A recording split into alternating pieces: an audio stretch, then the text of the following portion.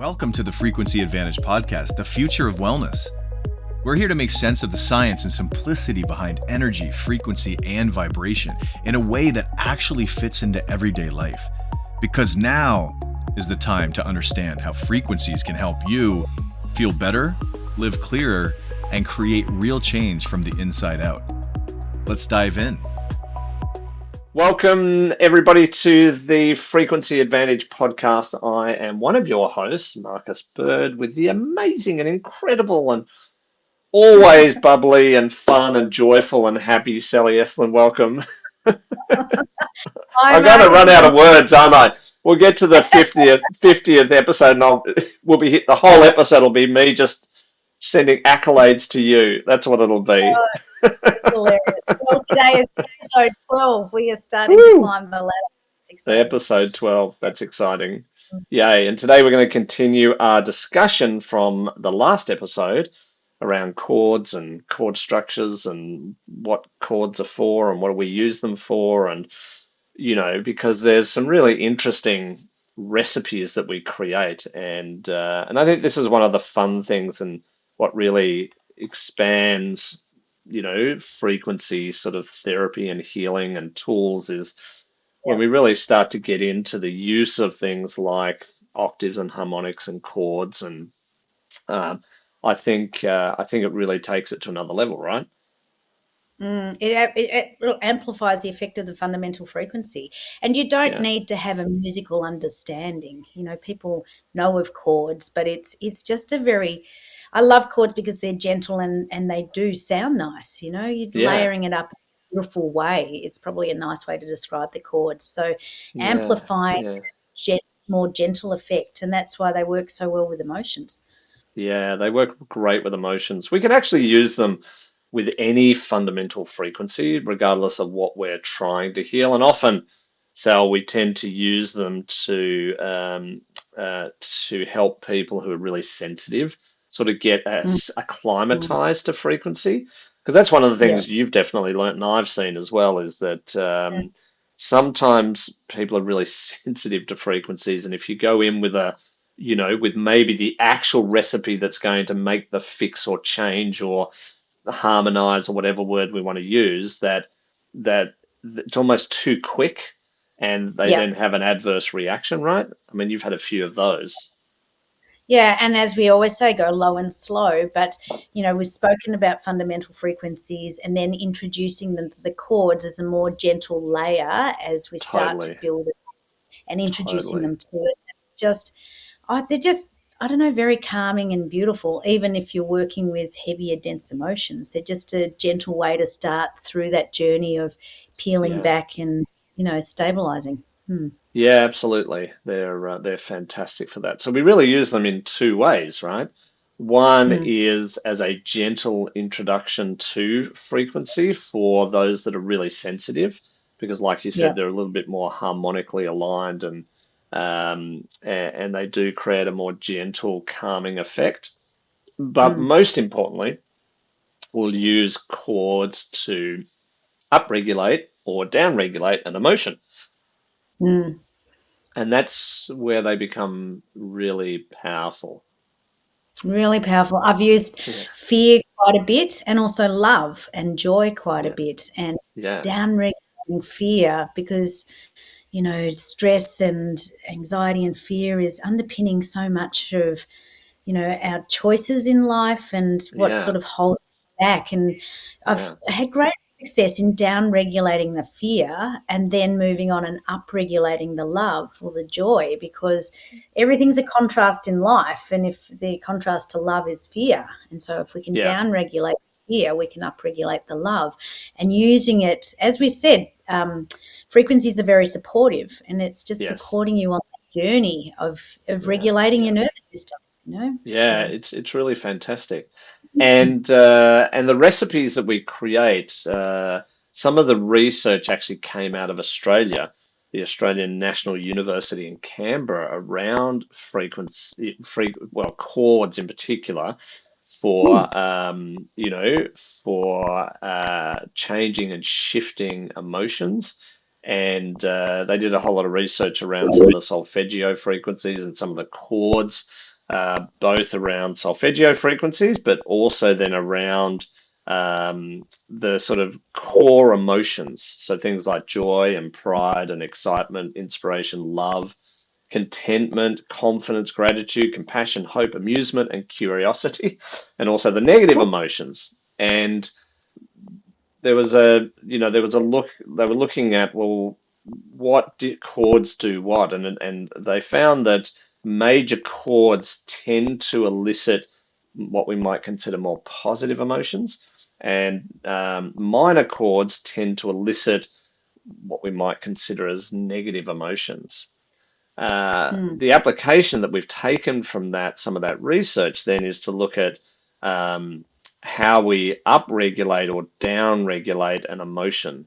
So what we often say, right, Sel, is that we're not here to get rid of an emotion, but rather try and shift that emotion into a higher or lower state. So there are times when you might, need some more joy and upregulate joy because you can't find joy. And there might be times where you need to downregulate sadness, but also the opposite may be true.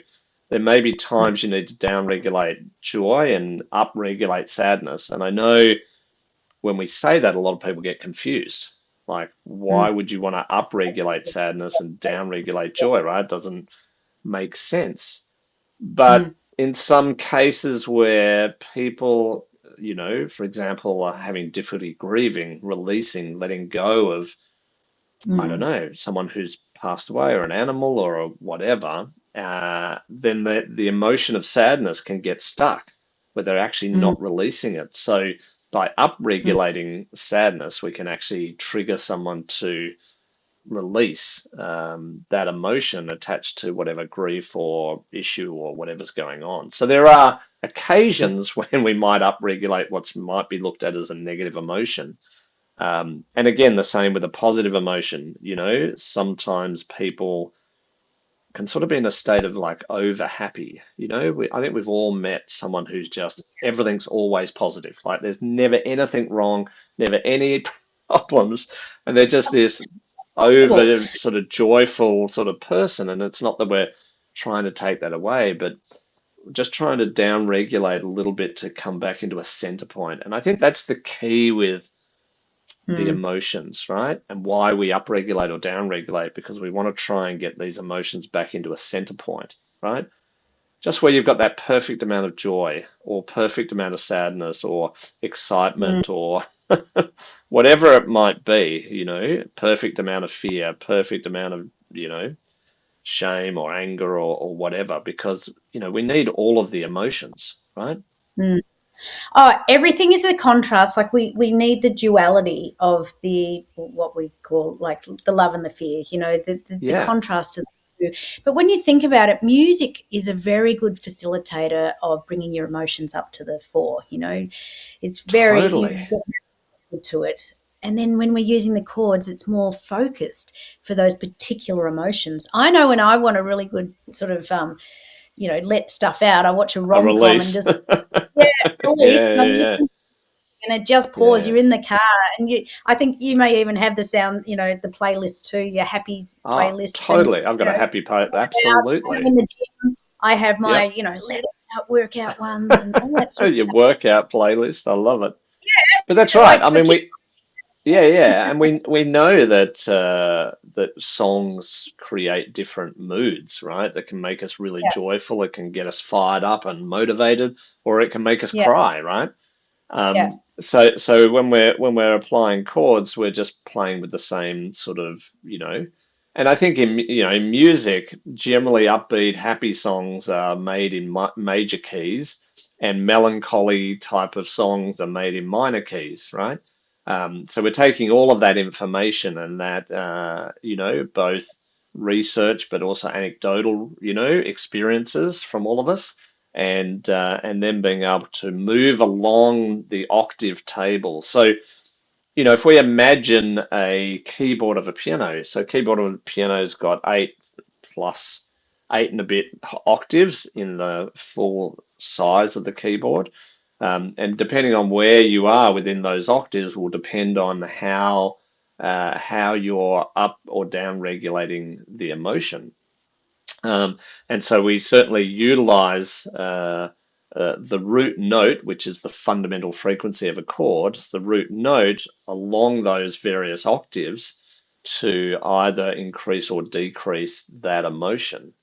And we use one of our charts to be able to sort of analyze that and look at that, where in joy, when we're going up, when we're increasing the octave, right, joy increases, and when we're decreasing the octave, joy decreases, right? Pride increases going up the octave, but you'll see that love decreases when you go up an octave and increases when you go down an octave. So that's kind of interesting. It's not, see, the fun part about this cell, as you would be well aware, is that this is not linear as you might think it is or should be, right? In that higher octaves take you into higher, more joyful and amazing states, and lower octaves, or deeper octaves or whatever, take you into a sad state. That's not necessarily the case. And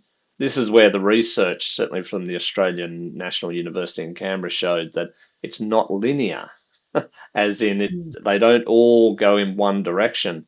It depends on the emotion as to which way you take it, up an octave or down an octave, as to the effect that it has. So, and this is just one of the things we've mapped out through our own research and experience, and to really be able to move emotions for people.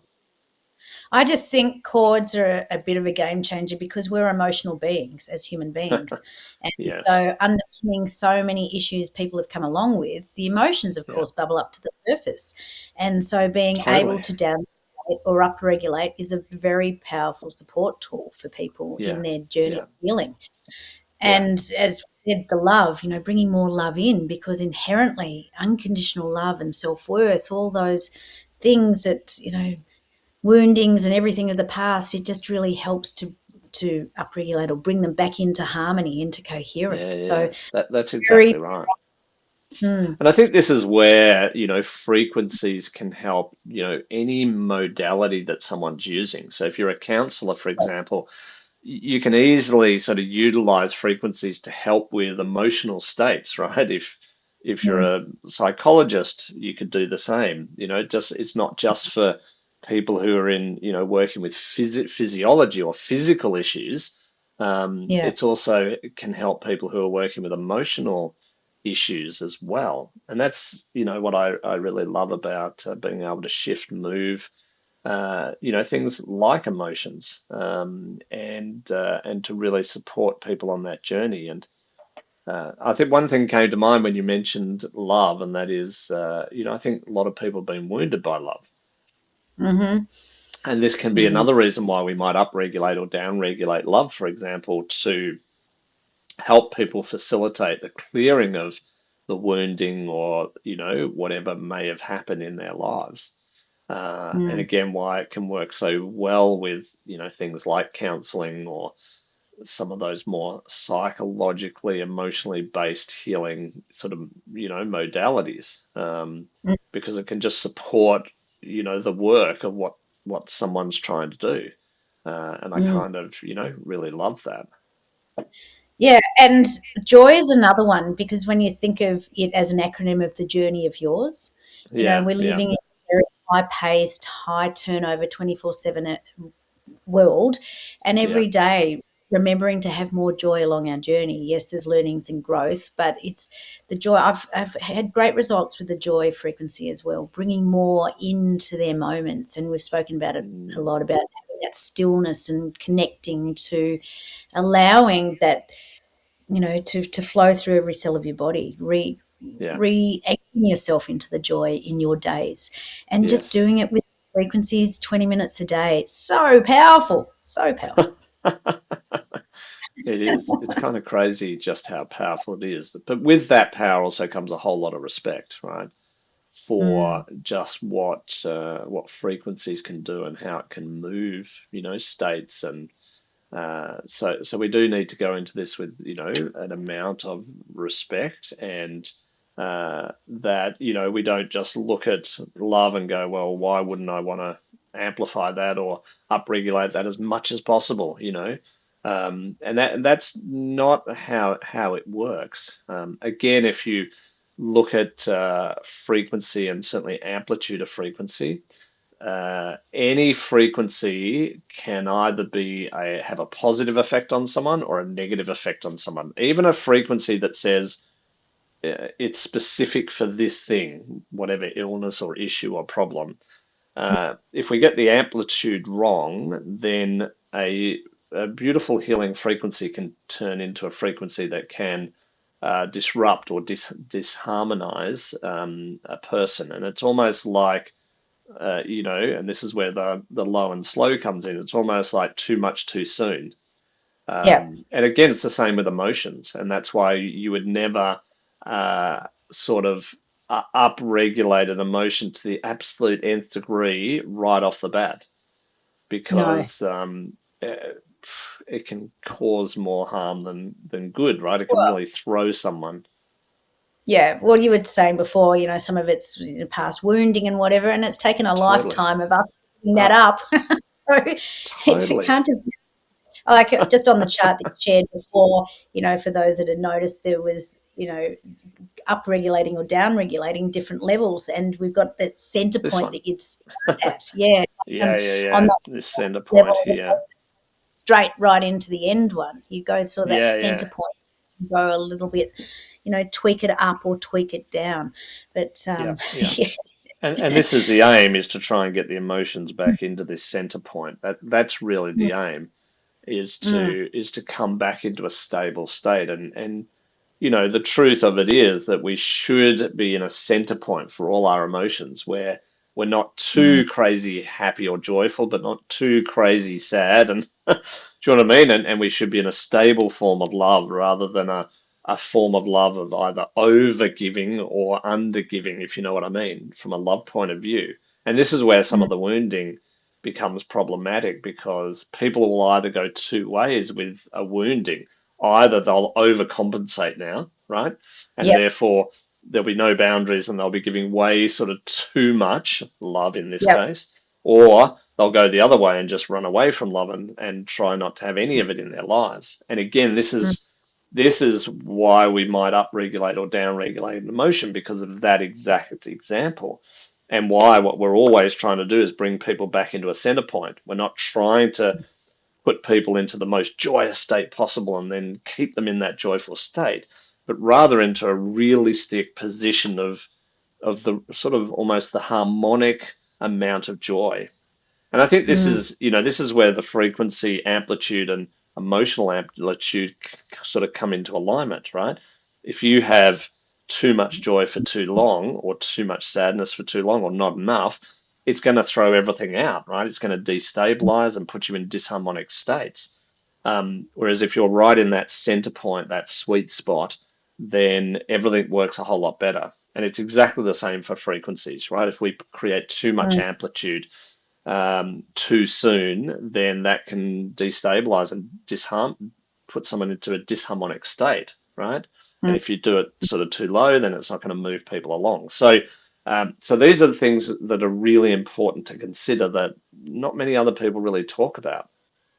No, and I think what you said before, and I was only talking to a client this morning about, is respecting and honouring the energy that we're working with, and the power of the frequencies to work with our energy back into coherence, and being very gentle and nurturing along the way, and as much as goes against our mental way of thinking, but low and slow, because we've got a lifetime of wounds that we're healing, or old beliefs that we're reviewing, and just it is a very loving and nurturing and healing process that we're doing with our body with these frequencies.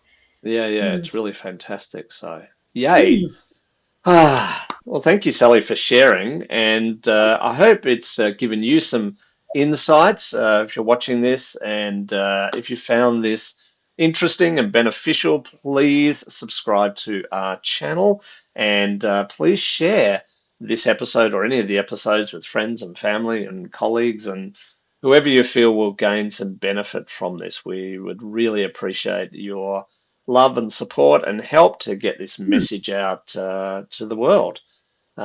So yeah, cool. Absolutely. So, I just love, just chords. It's just the next step up from fundamental frequency. And then next week, another exciting topic. But how good and powerful chords can be in our life. So good. Hugely powerful. So yay. Well, Sal, thank you so much for being here and being my co-host. I really love sharing this information with the world. And look forward to seeing everyone in our next episode. Thanks, Sal. See you. Bye. Thanks. Bye. Thanks for joining us on the Frequency Advantage, the future of wellness. Keep exploring, keep learning, and most of all, keep raising your vibration. See you next time.